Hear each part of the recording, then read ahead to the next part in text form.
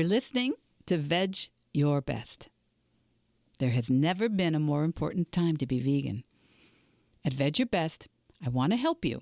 I want to help you limit and eliminate the consumption of animal products without feeling deprived, overwhelmed, or unsupported, even if no one you know is vegan. My name's Michele Olander. I'm a life coach, and I know that if I could go vegan in my 50s with all my excuses, I know you can start moving in that direction too. Vedge Your Best, and there's nothing you can't do. Episode number 168, The Vegan Arrives.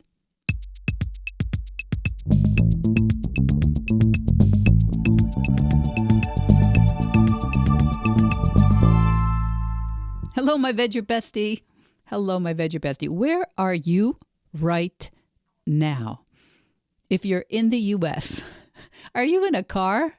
Are you in a supermarket? Maybe you're in an airport or a train station.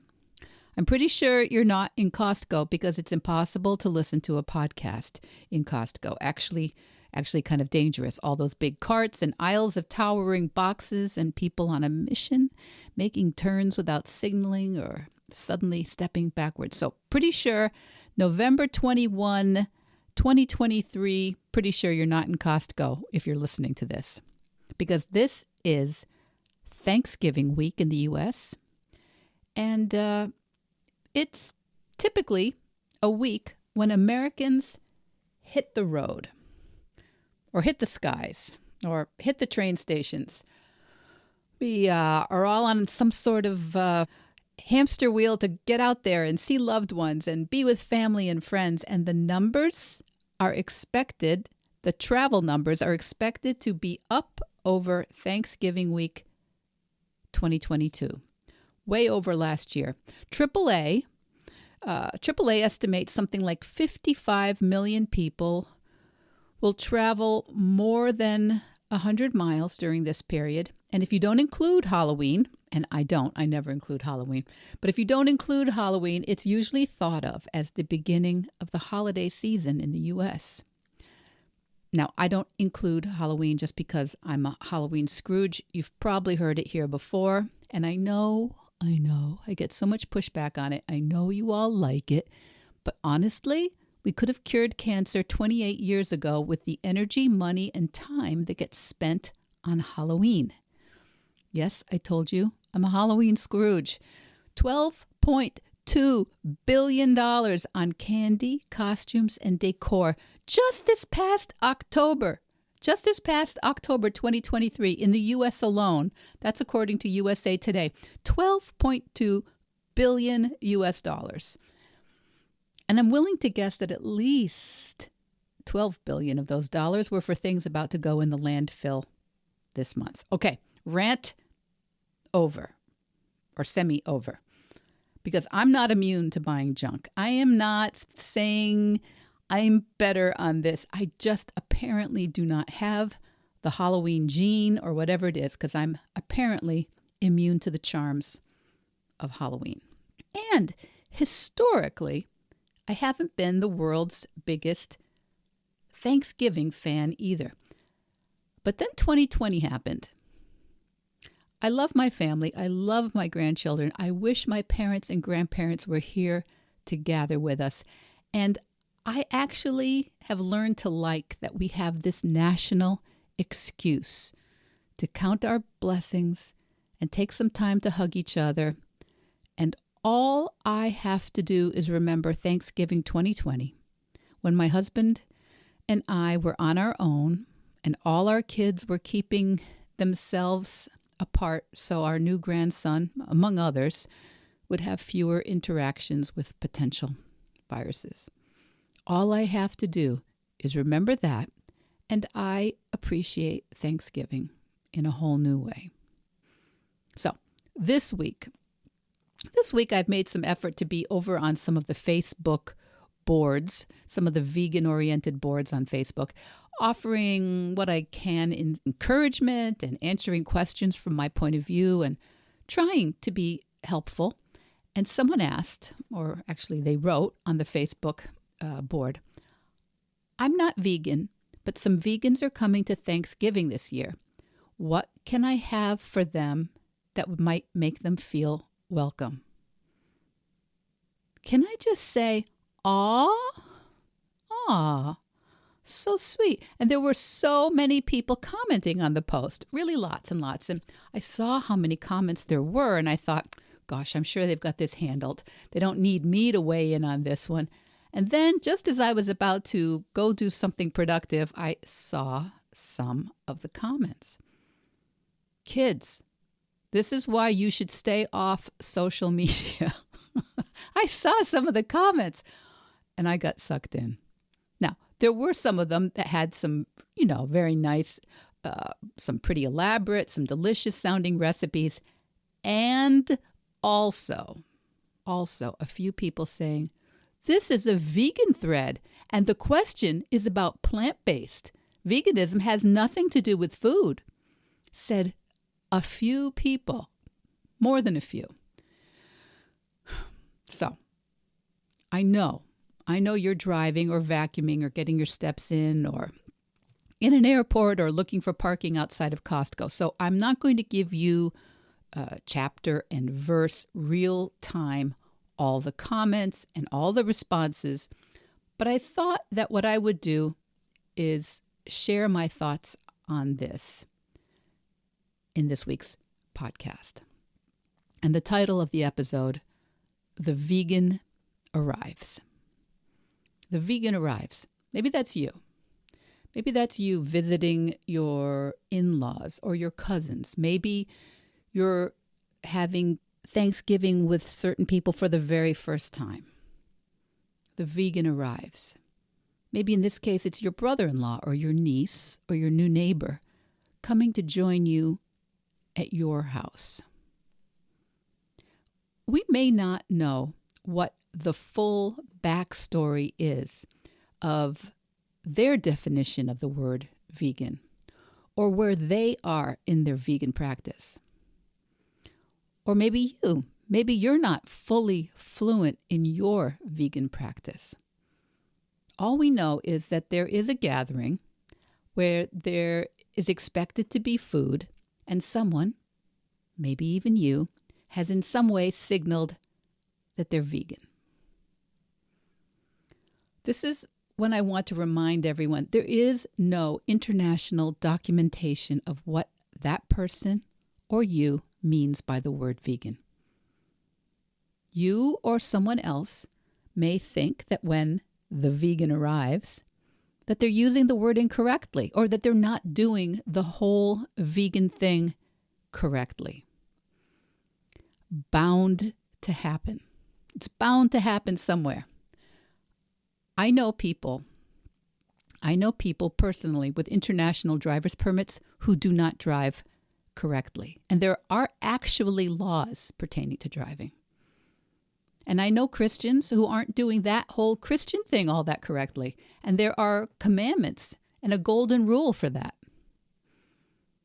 So if you think someone has shown up at your house on Thanksgiving or has shown up where you're joining others for Thanksgiving and they aren't practicing their veganism correctly, well, okay, let's just assume that that's going to happen. Let's just assume it. It's going to happen. And if that's going to really bug you, I encourage you to breathe, to pop outside, to get some steps in, and ask yourself, okay, where am I not doing my vegan practice correctly? Turn it around. They aren't doing it correctly? Okay, where am I not showing up in my ethics and my compassion correctly? So, the vegan arrives. And if you are the one putting on Thanksgiving this week and want to be welcoming someone who has identified themselves as vegan, I'm going to let you know what I would personally have liked, what I would have liked when I was a newer, shyer, more insecure vegan. And that is just that the vegetables, the fruits, the grains that are already typically in a Thanksgiving meal, those vegetable sides, that they are actually available without animal products.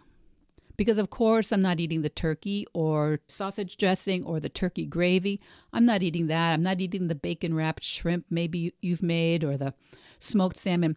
But boy, it would be fabulous if the potatoes and the squash and the green peas and the turnips and the green beans, if those things did not have cow's milk or cream or butter on them.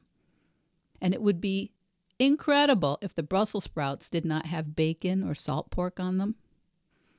And it would be amazing if the salad did not have cheese or anchovies or a dairy dressing on it. If the veggies were actually vegan, it would be a dream for most vegans who might be coming to your home. I would say that I do not speak for all vegans, but most of us really don't need an elaborate dish or for you to have learned a whole new repertoire.